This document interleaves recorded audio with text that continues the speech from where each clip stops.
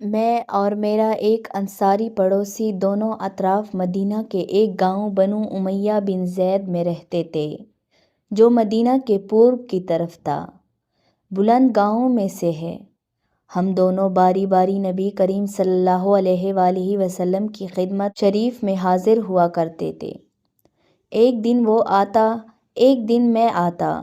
جس دن میں آتا اس دن کی وحی اس کی اور رسول اللہ صلی اللہ علیہ وآلہ وسلم کی فرمودہ دیگر باتوں کی اس کو خبر دے دیتا تھا، اور جب وہ آتا تو وہ بھی اسی طرح کرتا۔ تو ایک دن وہ میرا انصاری ساتھی اپنی باری کے روز حاضر خدمت ہوا۔ جب واپس آیا تو اس نے میرا دروازہ بہت زور سے کھٹکھٹایا اور میرے بارے میں پوچھا کہ کیا عمر یہاں ہے؟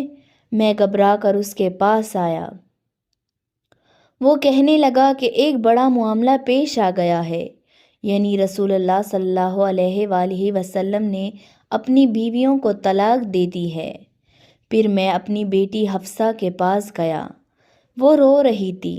میں نے پوچھا، کیا تمہیں رسول اللہ صلی اللہ علیہ وآلہ وسلم نے طلاق دے دی ہے؟ وہ کہنے لگی، میں نہیں جانتی۔ پھر میں نبی کریم صلی اللہ علیہ وآلہ وسلم کی خدمت میں حاضر ہوا۔ میں نے کڑے کڑے کہا کہ کیا آپ صلی اللہ علیہ وآلہ وسلم نے اپنی بیویوں کو طلاق دے دی ہے؟ آپ صلی اللہ علیہ وآلہ وسلم نے فرمایا، نہیں، یہ افواہ غلط ہے۔ تب میں نے تعجب سے کہا، اللہ اکبر، اللہ بہت بڑا ہے۔